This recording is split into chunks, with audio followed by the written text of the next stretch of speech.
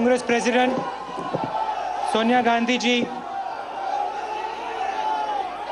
Pradhan Mantri Dr. Manmohan Singh ji, members of the Congress Working Committee, PCC presidents and chief ministers of states and Rajasthan, AICC members,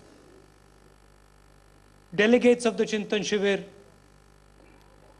friends, I'd like to welcome all of you here and thank you so much for all the support you have shown me. There are a lot of our workers who are not here today. I would like to also thank them for the work they do, for the blood and sweat that they give this party. Before I begin, I would like to state that this is a huge honor for me. Over the last 8 years, this party has taught me a tremendous amount. I have learned from the senior leaders and the youngsters of this party, and I want to thank all of you. Thank all of you with the bottom of my heart for all the help and direction you have given me.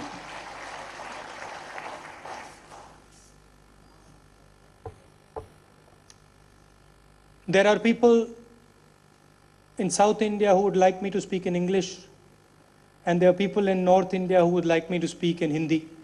And as is the tradition, I will speak in English and then I will speak in Hindi.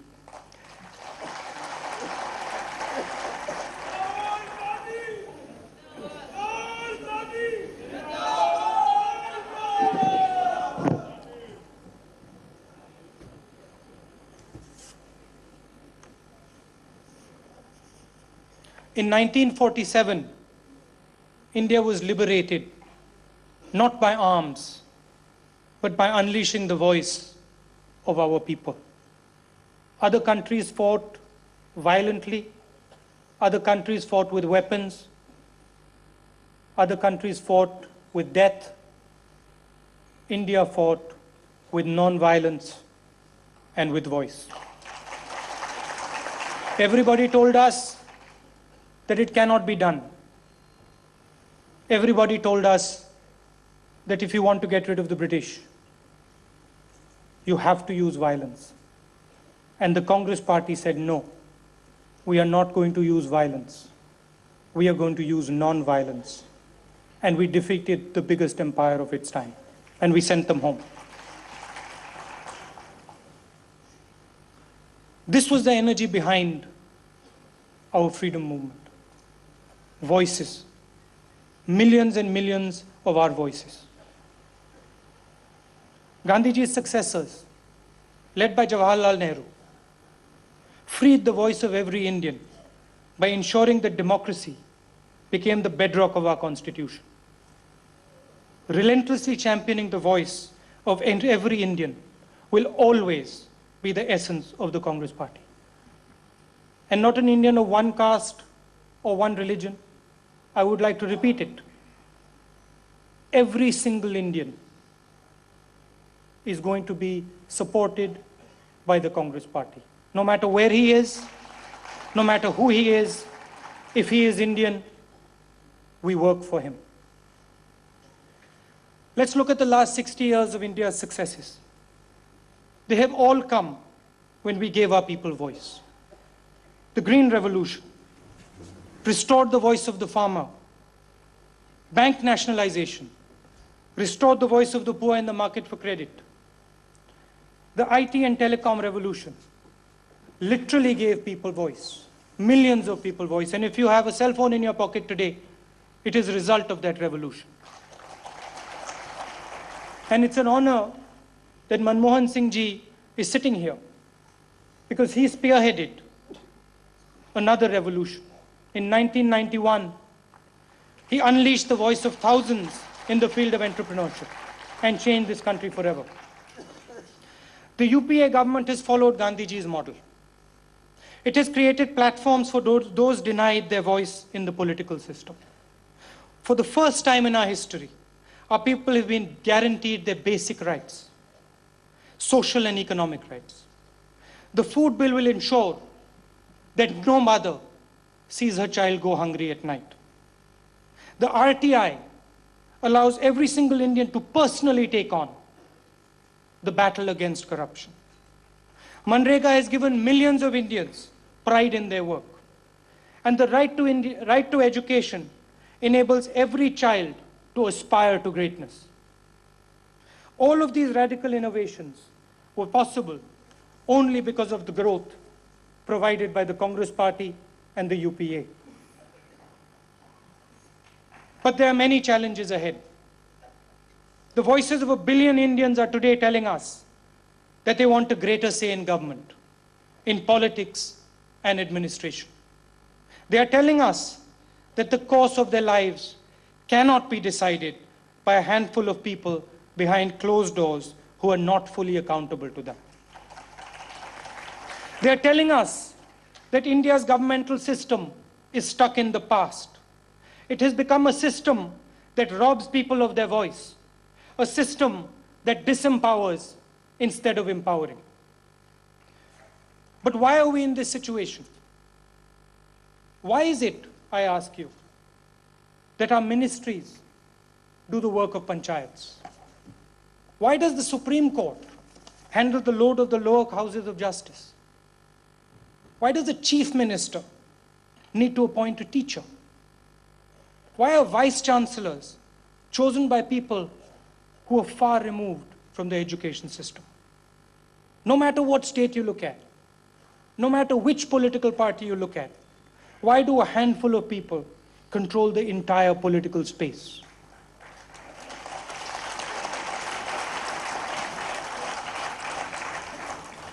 Power is grossly centralized in our country. We only empower people at the top of a system.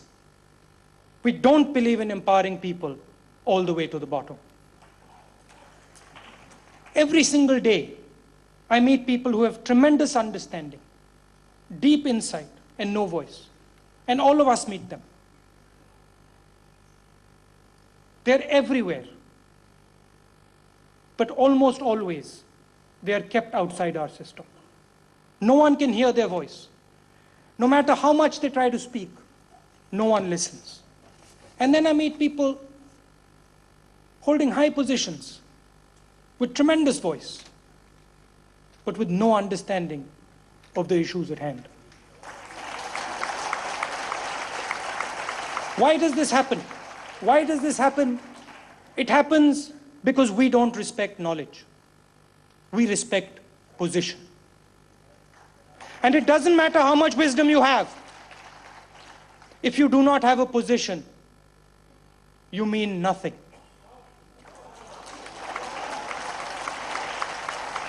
This is the tragedy of India. Why is our youth angry? Why are they out on the street? They're angry because they're alienated. They're excluded from the political class.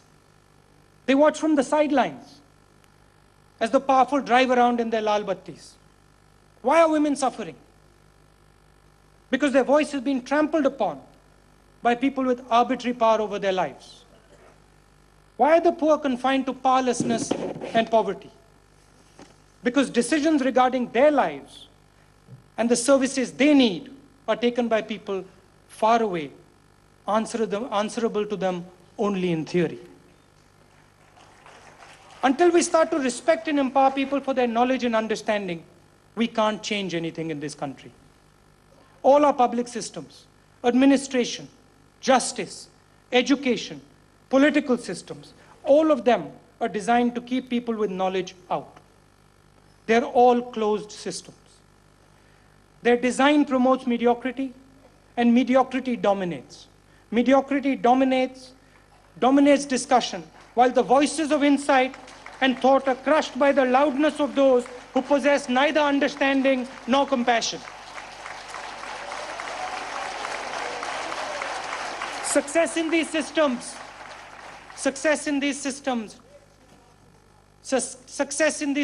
does not come through building. It comes by excluding. It comes not by pushing people forward, but by holding people back. Every day, initiative is killed to maintain the status quo.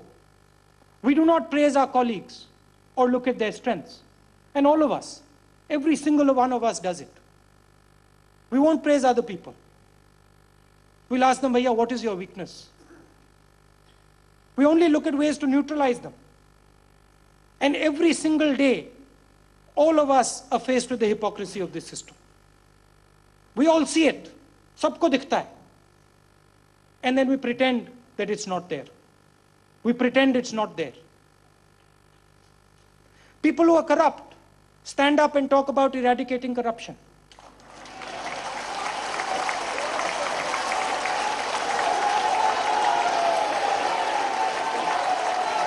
People who are corrupt talk about eradicating corruption.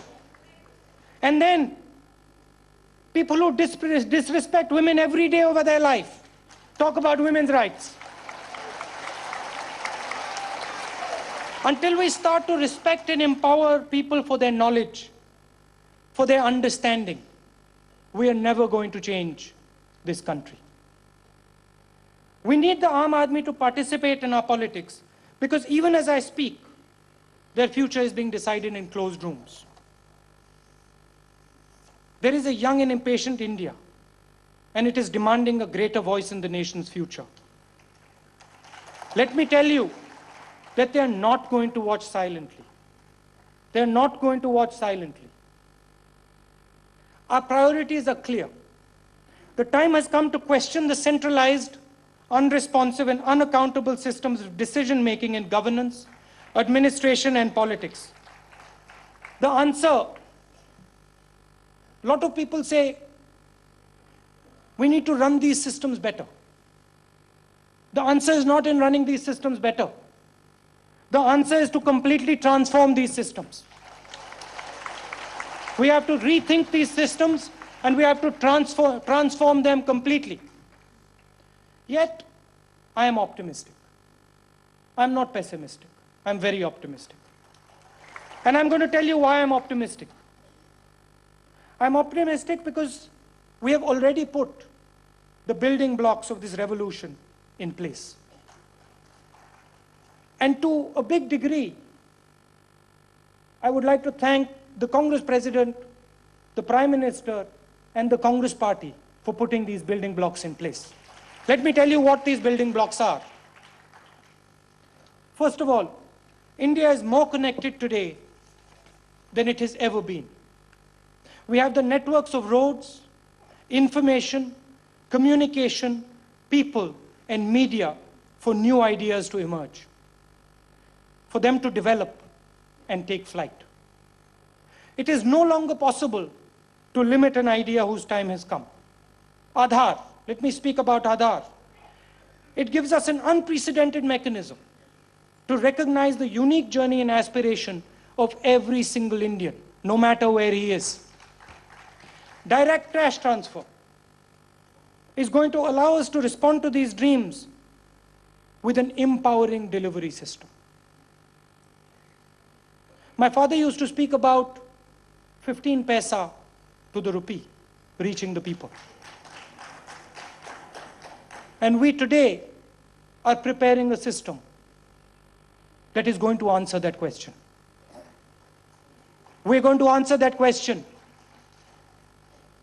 And 99% of our people's money can go to them. It is a revolution. It is a revolution. And no other country has done it. And we are preparing that revolution. We prepare the revolution, and our opponents say the Congress Party is bribing the country. Giving the people their due is now called bribing the country. They say it because they're scared. They understand what Aadhaar can do. They understand what cash transfer can do. And most importantly, they understand what people in the Congress Party, what the thinking in the Congress Party can do. Panchayati Raj and the women's self-help movement, they have given us the platform to transform our democracy. The balance of power in national decision-making must shift away from Delhi and the state capitals to the panchayat and to the ward. And the Congress party must continue to wage a relentless battle to overcome social prejudice and discrimination against women, Dalits, minorities, and tribals. I'm optimistic because of the building blocks, but I'm most optimistic and excited because I see the energy, the passion, and capability of our youth. We need to respond to their urgent demand for jobs now. Our institutions of learning and training must respond first and foremost to preparing youth at scale for the best jobs in the world. Equally, decisions that matter to creating jobs need to be further liberated from irrational red tape and outdated laws, so that the tremendous energy of India's youth can be fully unleashed.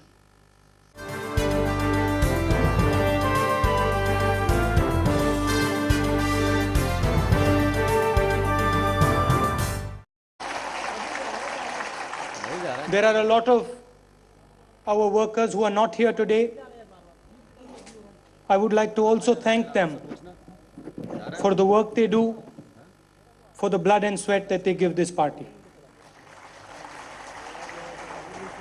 Before I begin, I would like to state that bottom of my heart for all the help and direction you have given me.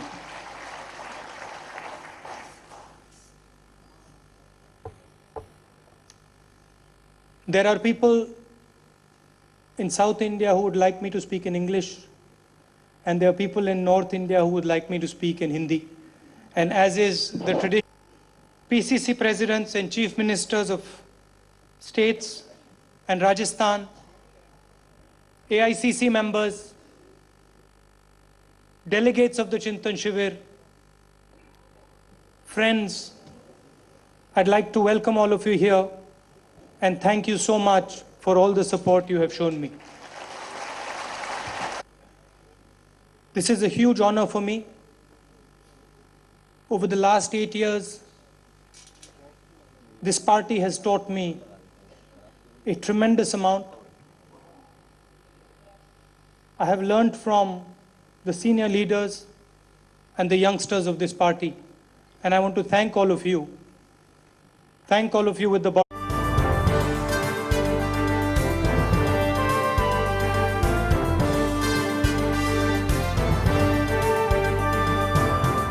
Congress President Sonia Gandhi ji, Pradhan Mantri Dr. Manmohan Singh ji, members of the Congress Working Committee,